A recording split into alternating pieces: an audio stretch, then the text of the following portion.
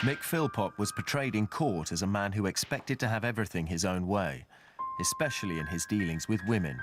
You're gonna be in an argument with me, daughter, and you ain't gonna win it. Believe me, you ain't gonna win. You've got no idea what it's like bringing kids up. You have no self-control. You have no self-control. It was a side to his character revealed in 2007 when he agreed to let Anne Widdecombe find him a job as part of a show for ITV. This is my wife, Mairead. Hello, Mairead. This is going to sound strange. This is my second wife, Lisa. Hello, Lisa. How have you got two wives? They don't allow it in this country. Well, no, but I class them as two wives. I see. If the country don't like it, it's tough. Right. His attitude towards women was one of complete contempt. He always referred to women as bitch. Bitch this, bitch that. Every bitch out there that's got children who's looking what's at... that expression you just used? That's what I'm going to use. That expression all right, every woman... Is that how you describe the ladies? These are my ladies, different. Oh, but everybody else is Why don't you shut your mouth and let me have my say? He obviously regarded women as there to serve his purposes. I am working. Get a job. I'm looking after my kids. Get a job. Listen, this shows you what a bitch you are, doesn't it? Get a job. You, useless, you are. Yeah, seriously, yeah. You're like the rest. Talk to that, because you're not worth the extension. I work, mate. There were certainly moments when I stepped back, if you like, moments when I flinched away from him. You're a coward. Let's do as a coward, bitch. Let's fucking move it. There was a pent-up anger there. I have just You're exactly the same as Jamie Cow, so all that. Oh, dear. You're all that. I think Go on, answer me question. I just have, but you weren't listening. Go on, answer again. Mick had a violent history. For the women in his life who tried to escape his control, his temper could be deadly and terrifying. In 1978, Mick Philpott's teenage girlfriend ended their relationship. Mick responded with violence. He broke into his girlfriend's house in the early hours of the morning and stabbed her repeatedly. When her mother tried to intervene to protect her, she too was stabbed. Both women were lucky to escape with their lives. Mick was convicted of attempted murder and grievous bodily harm and sent to prison. The violence that he was sentenced for in 1978 is an absolute definite warning of the type of person that Mick Philpott is and how very dangerous he is, especially to the women in his life. If I was a rapist, a kid molester, or a mass murderer, I'd understand, but I'm not. Something happened to me in 1978, which I've regretted all my life. You know, I'm still paying for it. It was a spare the moment thing. Apparently, if I'd have been in France, I'd have walked scot-free. After his release, Mick started a new relationship, and the couple had 3 children. But it wasn't to last.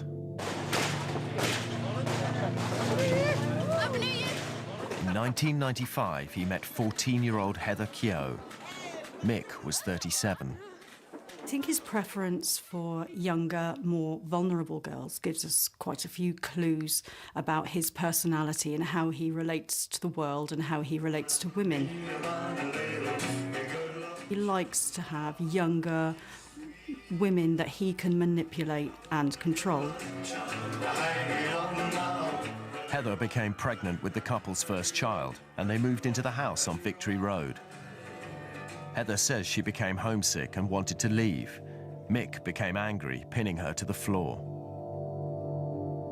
She was young, she was naive. It was an abusive relationship. He was very much in control. Heather used to have black eyes and bruises and stuff.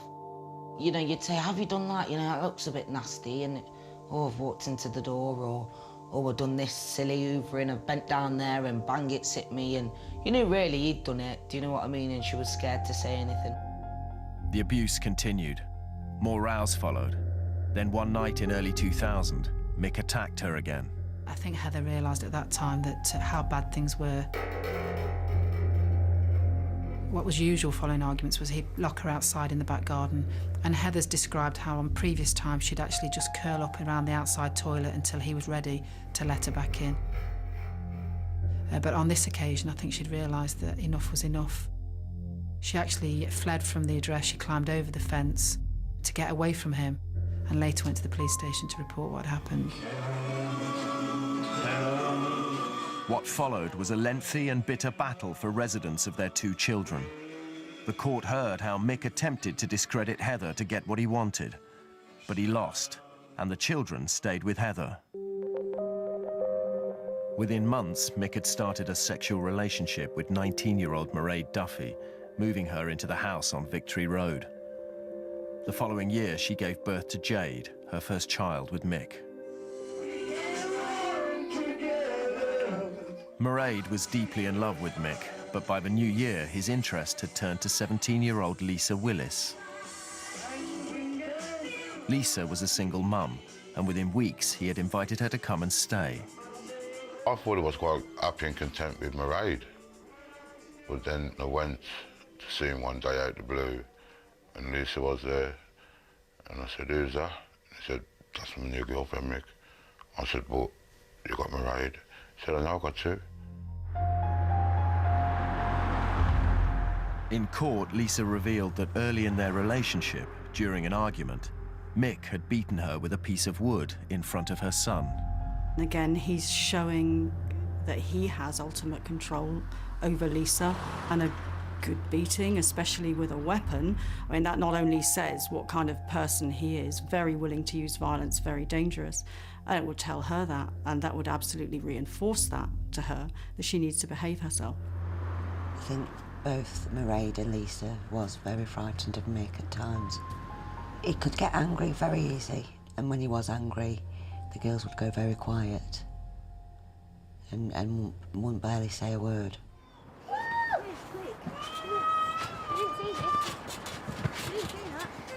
Blue eyes.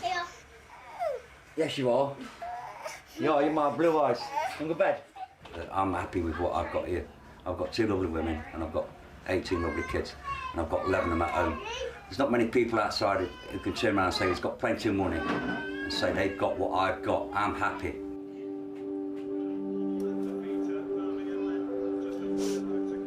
Football's on. You know, I'm not with football. Top priority. There was no doubt at all that Mick Philpott was completely in control. It was quite obvious that the whole household revolved around him and his needs and what he wanted. He was the boss of the house. What he says goes. What he wanted, he had. While it was Mairead and Lisa that went out to work, it was Mick who controlled the finances. Like, the girls used to go to work, and then they used to get whatever benefits they used to get. Everything had to go in Mick's bank account. What are you getting in benefits? Don't know. They didn't appear to know what happened to the money. They didn't appear to want to know what happened to the money. And what about the council tax? How much is that? God knows. I Well, really I expect don't he know. does. I was wondering if you'd... No, because I don't pay it. He pays the bills. He does the pay. You don't know what's coming in. You Well, don't know what's going out. We know what's going out because we pay it. I've just asked you about rent and council tax and you're not sure. The girls never had a penny this house. If they wanted anything, they'd have to ask Mick for it. Like, normally, you'd say, right, I'm going to town today to treat myself. There was never none of that. Or having their hair done. There was never none of that. You know, you That's make right, me full sick. You make You me get sick. out there and get a full-time job. At least my wife's You out go. working. You go and get At up. least my wife's out Domestic abuse is now universally acknowledged to be made up of a pattern of behaviours. Certainly controlling behaviours like controlling access to money, isolating women from their friends and family, controlling their interaction with the outside world. All of these behaviours together actually are more dangerous than consistent violence. Mick was happy, believing that he had everything he wanted with the 2 women in his life. Right, come on, have you brushed yours? Brush your teeth, yeah? But Lisa and Mairead's relationship wasn't always harmonious, and tensions were creeping into the house on Victory Road. Right, night, boys. Do you want into bed then, baby? They did talk about each other behind each other's backs. They was jealous of one another. Sometimes, I wish I hadn't got married to Mairead, and that way there wouldn't be the difference between Mairead and Lisa, which unfortunately there is. He did suggest divorcing me to marry Lisa. So then Lisa would have his name then. But I told him I wouldn't divorce him. Why not? People that have affairs do that. It was always clear to me he felt more for Lisa than what he did for Mairead. Lisa, out of the two of them, seems to have a bit more backbone and she stood up to him more. He's worried about if we're going to drift apart, and drifting apart and the kids splitting up and that. I said, well, it won't be my doing if we do. I don't know. I mean, you have to wait and see, don't you? What comes around the corner. Mick admitted he had preferred Lisa, telling the court that he had treated her like his queen. But Lisa was growing increasingly tired of the relationship and life at 18 Victory Road. He seemed to argue with Lisa more. There was a few times I was there and he said, if you carry on, you can get out and everything. In February last year, Lisa Willis told Mairead she was taking her 5 children to the local swimming pool. She never came back. I don't know what to do about her. She must have a sixth sense. She always said the first one they'll leave will be Lisa. And she was right. And now the end is near. It was a bit low. He just said that Lisa had left him, she took the kids, she weren't coming back. You know, he started, like, filling up with tears over that. I've lived. Because he loved Lisa. Everybody knew he loved Lisa. I troubled you. He would have responded, maybe in panic, but in a desperate need to get back the control he felt he had lost. Maybe in a rage that she had dared to leave him. But certainly there was always going to be some kind of exaggerated response.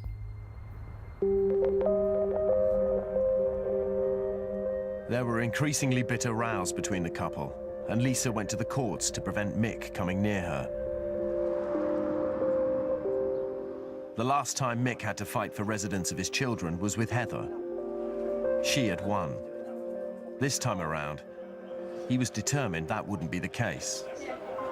This is a man that'll stop at nothing to get what he wants. It's our belief that Michael was so keen to ensure that nothing was going to stop him getting those 5 children that he started the campaign to try and discredit Lisa. The police were repeatedly called as arguments between Lisa and Mick escalated. Mick claimed that Lisa's family had made threats. In early April, Mick was driving a group of friends to a darts match when he took a call he claimed was from Mairead. Mick comes off the phone and alleges that somebody's threatened to firebomb his house. Different members of the bus recall it differently, which is understandable. It's nearly a year ago now, but they're all clear that he alleges there's some sort of threat. A few weeks later, when a neighbour came over, Mick claimed to have received a threatening text from Lisa. I went round there 2 weeks, like, before the fire had happened, and he was just, like, sort of clapping his hands, oh, when I've got her now, and I've got her here, look, threatening to burn my house up. I'll see her in court, I'll soon have my kids home.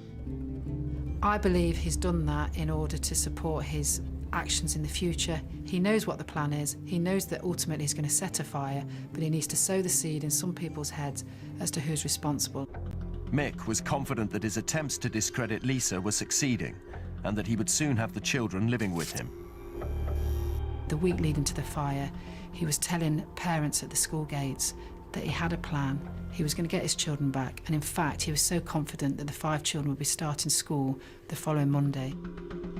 May 11th was the day set for the family court hearing. In the early hours of the morning, a fire broke out in the house on Victory Road. When fire crews arrived, they were confronted by a severe blaze at the front of the house. The 6 children... It was the culmination of Mick's plan, but it was fatally flawed. He failed to take into account the deadly speed with which fire and smoke can take hold. Nobody in their right mind would set a fire inside their house, knowing full well there are 6 children asleep upstairs. I can only just sum it up in 2 words: evil and stupid. Well, it's time. Right, this is the proper way you hoover up, right? You don't watch how the girls do it, right? Proper way of hoovering up. Mick Philpott had created a world for himself with his wife, his lover, and their 11 children. A world that he controlled. One way or the other, I will get what I want. When Mick's lover Lisa Willis left, taking their children, he was prepared to do anything to win them back. But his carefully laid plans went tragically wrong. Michael Philpott never expected the fire to end up like it did. He thought it would be, I think, a very low-level crime, something that he would get away with. 18 Victory Road had become a crime scene. The investigation, which is still in its early stages, continues to focus on what caused the blaze. It became apparent to detectives that the parents couldn't be ruled out. The day of the fire was critical for Mick Philpott. He and Lisa were due in the family court. Now, you've got this apparent coincidence of it starting actually in the early hours of the morning before they're all due at court. Now, I may be cynical around that, but it's too much of a coincidence for me that that fire takes place on the morning that they're all going to court for a family hearing. It's our belief that Michael's plan was to go to court that day, having discredited Lisa, and in the same scenario, he's actually made himself look like a hero and a victim at the same time, and he believed that would achieve his aim of getting the children back. As detectives began to piece together the events of that night, they began to question the Philpotts' account. Mick told police that he had spent the evening at home playing snooker with a friend, Paul Mosley. Mairead had sex with both men, with Mosley claiming he left around 1:30 in the morning. The couple then went to bed in the conservatory where they usually slept. Michael and Mairead both claimed that they were having a cuddle in bed, having fallen asleep after watching television, and that they were woken by the alarm. On hearing the alarm, they said that they went through the kitchen and opened the door into the lounge. But what they did when they saw the fire raised questions for the police. From their own accounts, they found the fire, turned round and gone through the kitchen, past 2 fire extinguishers, a sink with water in. They've done nothing to actually look at the fire and to decide, can they fight it, can they put it out, can they rescue the children? The fire had been started with petrol, and unchecked, it spread rapidly, sending smoke up to the bedrooms where the children were sleeping. Anything made from petroleum products is going to give off large amounts of thick, black, acrid smoke. There'll be a lot of carbon monoxide in there, a lot of cyanide in there, various different toxic gases. Anybody up there is going to be breathing in those gases. Mairead went out of the back of the house and called 999. Mick claimed that he went to find a ladder, using it to get up to the back of the house where he tried to break the window. The ladder was already, if not up at the window, certainly in position. And the plan was that he would go up that ladder, he would open that window, and he would rescue all 6 children from that bedroom. But by the time neighbours Darren and Jamie Butler arrive on the scene, the dramatic rescue plan had gone badly wrong. The whole demeanour of Mick and Mairead was... It was wrong. Yeah, from start to finish. It was like it was all set in their particular way. Well, we know now, don't we? Ladders there and... The emergency services were quickly on the scene. When they asked Mick where the children were, he told them repeatedly that the children were in the back bedroom. He had also said this to the 999 operator. They're made in the front or the back bedroom. In the back bedroom, mate. All of them. All of them, yeah. We believe that is part of his plan, and that somehow the children were going to be in the back bedroom where he could rescue the children and make sure they escaped from the fire. But if there was a plan for the children to gather in one bedroom, it had failed. Officers found the children still in their beds, where they had been overcome by the smoke. They were laid out in front of the house, where the emergency services worked desperately to save them. Mick made an attempt to get to his children, you know, and he got through to one of his children, kissed one of his children on the head, and then got up and went across the road to his neighbour's house to see how his wife was doing. You know, everything was wrong. It was wrong. Mick's strange behaviour was beginning to attract attention. The couple's son, Dwayne, was critically ill. He was transferred from the local hospital to a specialist unit 37 miles away in Birmingham. But when hospital staff arranged for the couple to go with him, Mick refused. Michael had initially said that he wouldn't go because he'd got to go to court that day for custody of the 5 children he'd had with Lisa Willis. He went for a coffee. He just didn't seem anxious or concerned, really. And in the end, officers actually were quite clear and told the both of them that they'd have to go. If that was me, my child's in intensive care fighting for his life, I want to spend as much time with him as possible, and I don't want to leave his side. But that weren't the case.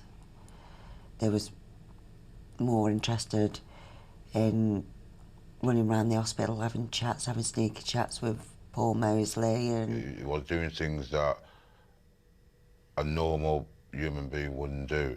Me and Sharon was like walking down the hallway and he was behind us, and all of a sudden he shouts, "Mick," and I turn around and he's grabbing this woman's bum and saying, "This is what I like," and I just turn back and I think, "You just lost the kids, mate, how can you go on like that?" Mick did the press conference thing. It was fake. And not once did he say, "Can anyone help me in finding who started the fire at my house?" He was too busy thanking Tom, Dick and Harry. Excuse me a minute. It was false. That was crocodile tears. In an attempt to understand the Philpotts' bizarre behaviour, the police secretly recorded them. The couple were in a police van together when Mick was heard asking Mairead if she was sticking to the story. We believe at one point he said, "I didn't mean to do it on my life." And he's also said to her, "Are we sticking with the story? Because if you want me to, I'll blab about it."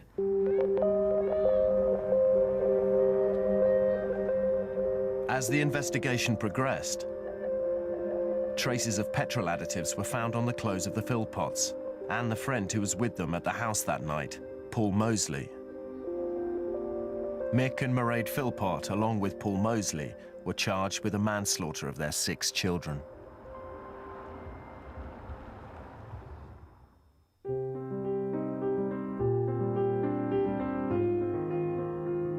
In June last year, under dull grey skies, 6 coffins were carried to St Mary's Church in Derby. Crowds gathered to pay respect. Do you know what that did to me? That ripped me right open, right down the middle.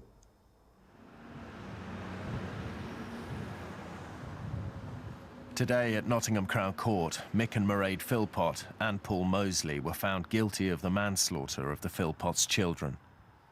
Dwayne, Jade, John, Jack, Jesse and Jaden. I've never dealt with a case as sad as this, so there isn't a winner in this by any stretch of the imagination. All we've done is really try to just seek some justice for 6 children who are no longer with us, that were on the cusp of their lives, and hopefully we've got justice for those 6 poor kids.